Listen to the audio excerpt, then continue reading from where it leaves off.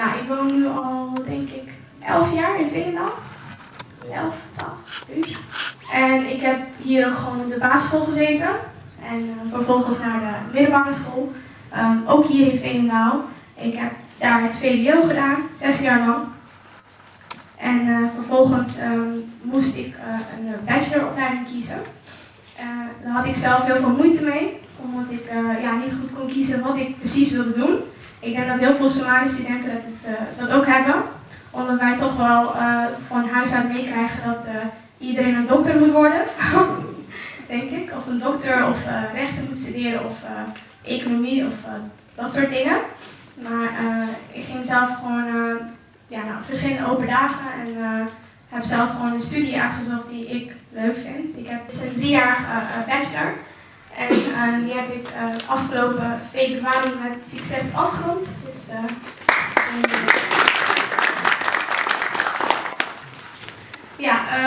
iedereen eigenlijk vraagt mij continu, wat is communicatie en informatiewetenschappen? Ja, het is een beetje lastig uit te leggen. Ik denk dat mijn eigen broer en zus nog steeds niet weten wat het is. Dus ja, communicatie en informatiewetenschap is eigenlijk een hele brede studie. En het is een beetje een combinatie van taal en van communicatie, van mediastudies, van filmstudies, van nieuwe mediastudies, ICT en dat soort dingen. Dus in het eerste jaar hebben we eigenlijk alle basiskennis gehad of gekregen over filmstudies, mediastudies, maar ook taal, Nederlandse taal, Engelse taal. En hoe je eigenlijk het beste je boodschap kunt overbrengen, dus hoe je moet communiceren. Het klinkt logisch. Uiteindelijk moest ik zelf ook een richting kiezen. De richtingen in communicatie en informatiewetenschappen zijn eigenlijk nieuw media, waarbij je dus echt richt op social media, op computers, op computertechnologieën en allerlei verschillende andere communicatie- en informatietechnologieën. En hoe je dat als bedrijf of als persoon kan inzetten om jouw doelen te bereiken, om jezelf te promoten, je producten te promoten, etc. En daarnaast heb je televisie en film, waarbij je echt richt op hoe je als een productieteam je boodschap het beste via televisie kunt communiceren. En daarnaast heb je communicatiekunde. En dat is dan echt gericht op taal en hoe je het beste dingen via taal kunt communiceren. Dus echt schrift ook. Schriftelijk dus communiceren. En dat vond ik eigenlijk helemaal niet zo boeiend. Dus uiteindelijk heb ik iets met film en televisie gedaan. En in mijn laatste jaar van mijn bachelor dacht ik, dat wil ik eigenlijk ook niet doen. Dus uiteindelijk ben ik ook weer op zoek gegaan naar een masterstudie. Die eventueel aansluit op wat ik wil doen. Ik ben afgelopen februari dus ook meteen begonnen met een master aan de UvA, Universiteit van Amsterdam. En ik doe nu daar communicatiewetenschap en dan met de specialisatie corporate communicatie. En corporate communicatie is eigenlijk communicatie van bedrijven. Het klinkt heel simpel en heel logisch, maar het is eigenlijk hoe je als bedrijf moet communiceren over jouw bedrijf eigenlijk. Dus het is, ik vond marketing eigenlijk nooit zo boeiend zelf. Dus marketing is echt hoe jij je product echt aan de man brengt.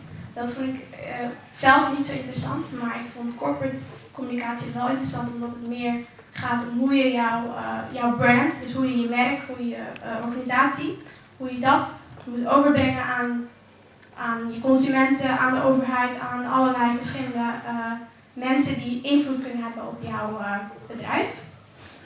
En ik richt me ook, corporate communicatie is ook weer heel breed. En ik richt me vooral op media, dus hoe je, we hebben allemaal gezien afgelopen jaar hoe de invloed van mensen, gewone mensen op bedrijven, op overheden allemaal is toegenomen eigenlijk. Omdat iedereen de mogelijkheid heeft om een blog te starten, iedereen de mogelijkheid heeft om allerlei dingen te doen op internet die gewoon effect kunnen hebben op op de overheid, op het functioneren van de overheid, op het functioneren van de organisaties. Dus daar ben ik ook met name in geïnteresseerd. Ik kan er niet al te veel over vertellen, want ik ben in februari begonnen dus. Het is nu april, dus het is nog allemaal heel nieuw. wiskunde, en alle basisvakken, maar ik had ook Duits, Frans. Maar welke vak binnen 6 VWO dan, voornamelijk of 5 VWO, heeft jou getriggerd om eigenlijk voor communicatie wetenschappen te gaan? Of is dat pas na jouw afstuderen gebeurd? Of? Ja, ik denk dat het lastig is. Ik zou dat niet zo kunnen zeggen, want op de middelbare school krijg je toch heel vaak van die basisvakken. Toen zijn we met het idee gekomen om een netwerk te maken. Dus geen vereniging, geen stichting, een netwerk. En een netwerk is echt, een netwerk kan je gewoon zien als een geheel met onderdelen die met elkaar verbonden zijn. Het kunnen mensen zijn, maar het kan ook bijvoorbeeld computernetwerk, social network. Dus het is gewoon iets wat verbonden is en wat met elkaar iets uitwisselt.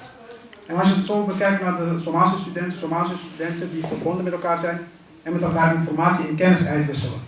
Dat is de essentie van een netwerk. En een netwerk bestaat zolang mensen met elkaar praten, met elkaar interactie hebben. En als mensen bijvoorbeeld kiezen, als Hussein ken ik sinds december. En we praten geregeld met elkaar. Maar als ik op een gegeven moment stop met praten en hij gaat ook niet meer bellen, dan is er geen relatie tussen ons. En dan kennen we elkaar alleen van naam. En als dat heel lang voortduurt, zal ik hem ook niet meer echt herkennen. Of zal ik hem niet op straat makkelijk zien. En dat is ook met een netwerk. Somalische studenten, wat we willen doen, is dat we eerst die studenten zichtbaar maken, dus dat we een platform creëren. En zodra de Somalische studenten dan komen, en ze zien van ze zijn niet de enige AD, dan kunnen ze zelf kiezen of ze met die andere AD gewoon gaan praten of met elkaar informatie gaan uitwisselen of kennis uitwisselen. Of gewoon bevriend raken, dat kan, dat is hun keuze. Dat is de essentie, omdat het juist informeel is en juist alleen ervoor zorgen dat die studenten met elkaar verbonden zijn, hopen we dat dit langer voortkomt. Ik ben nu afgestudeerd. Op een gegeven moment kan ik dit niet meer meedraaien. Dan moeten gewoon andere studenten die nog nu student zijn, meehelpen met het instand houden. Ik kom zelf uit Tilburg. En wat wij nu bezig zijn met het opzetten is eigenlijk hoe gaan wij jongeren die 6 VWO doen, 5 VWO of HAVO doen, om een keuze te maken. Destijds toen ik studeerde, of voordat ik ging studeren, wist ik ook niet. Dus ik heb civiele techniek gedaan, maar ik wist totaal niet, totdat ik aan begon, wat het was eigenlijk. En ik wist totaal niet van die opleiding van AVO nog nooit gehoord, moet ik zeggen. Maar wat wij eigenlijk van plan zijn om op te zetten, is eigenlijk gewoon verschillende mensen die hebben afgestudeerd, die werken, die komen een presentatie geven bij onze doeksie en aan jongeren. En geven aan wat het verschil is tussen een HBO en een universiteit. Waar hebben ze mee gestruggeld? En welke keuzes moesten ze maken om eigenlijk je moet ook niet vergeten om ook andere doelgroepen te richten. Niet iedereen doet HAVO of VWO of universiteit of hoogopleiding. Er zijn ook Somaliërs die minder kunnen leren, die ook naar VMBO gaan of een of andere technische opleiding. Kijk, die groep moet ook worden ondersteund en richting worden gegeven. Want, kijk, je moet dat in het breed zien. Tuurlijk moeten wij stimuleren dat alle Somaliërs, zie ik ook het liefst, hoge opleiding gaan doen. Maar de realiteit is niet zo. Ik heb bijles gegeven destijds dat ik nog gestudeerd zag. En dan zag ik wel jongeren die doen VMBO of die doen, dus dat was nog steeds VMBO, dat was geen MAVO meer. Maar die wilden ook gewoon universiteit voor universiteit gaan. En dan moet je ook stimuleren. Ja, je moet ook geven, oké, dokter, misschien bereiken ze dat niet, maar je moet ze wel geven van luister, dus je moet die biologie moet je kunnen. Weet je moet ze dat wel meegeven. Ik bedoel zeggen, er is een taboe in Somalische gezinnen, dat iedereen dokter moet worden, advocaat. Helemaal die niet goed zijn of niet goed kunnen leren, die worden een beetje minacht. VMBO-opleiding wordt niet echt toegejuicht. Je krijgt geen applaus van je moeder zoals je elektricien. Nee, maar er zijn genoeg mensen die VMBO hebben gedaan en toen HAVO hebben gedaan, toen VWO hebben gedaan en toen nog universiteit hebben gedaan.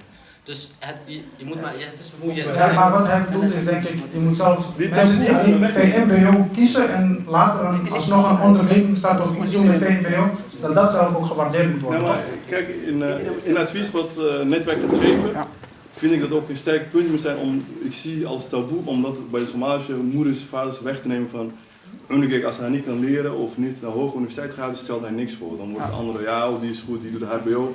Maar deze is een timmerman, is niks. Ja, contact op moet nemen met scholen, want op school krijgen kinderen tegenwoordig voldoende, tenminste ik weet niet of het voldoende is, maar de kinderen krijgen wel onderwijs, of tenminste voorlichting over wat ze kunnen kiezen. En ik denk dat het punt is gewoon, door wat hij net zei, dat iedereen dokter moet worden, iedereen dit moet worden, dat Somalische kinderen misschien die voorlichtingen en die open dagen en dat soort dingen gewoon niet serieus nemen. Dat is het, denk ik. Want ik denk dat kinderen en volgens mij is het afgelopen jaren ook is dat zelfs toegenomen. Dat kinderen vaker naar open dagen gaan, kinderen vaker voorlichting krijgen. En vooral over welk profiel ze moeten kiezen en dat soort dingen. Maar ik denk dat het punt is dat ook het gesprek moet worden geopend met ouders. En ervoor zorgen dat kinderen het serieus nemen. Dat ze echt luisteren naar wat de opties zijn. Maar ik denk als het van huis uit gewoon wordt gezegd van je moet dit en dit verzorging, dit en dit gaan doen. Dan gaan die kinderen die voorlichting en open dagen ook niet serieus nemen. En dan zijn ze dus ook niet geïnformeerd. Een keuze maken voor de studie van een kind. Ik denk dat het heel goed is dat ze dat doen. Heel veel studenten in Afrika zo maar melden op boda en ook de boherwaarnes mee. En als een ouder gewoon daar ondersteuning kan geven van hey, doe dat of doe dit, dan is het alleen goed. Wat wel een groot probleem is, denk ik, is ouders die hun kinderen pushen om zeg maar, naar het hoger onderwijs te gaan. Hier in Nederland is er gewoon op als een kwartier maken. Het is gewoon echt een beetje gek om te denken dat iedereen wetenschappelijk niveau aan kan, weet je.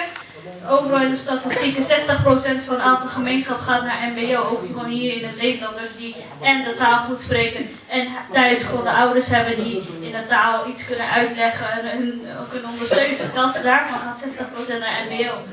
Dus dat hele druk die wij proberen te zetten op sommige kinderen van ons is echt slecht. En daar moeten we ook met ouders, denk ik, gewoon goed over praten en ook laten geven en uitmaken als een kind gewoon uitstekend doet op mbo-niveau. Kijk naar Omar Mouni, die heeft ook mbo gedaan en ik denk dat hij nog meer succes heeft geboekt dan wat hier allemaal bij elkaar zit. Dus ja.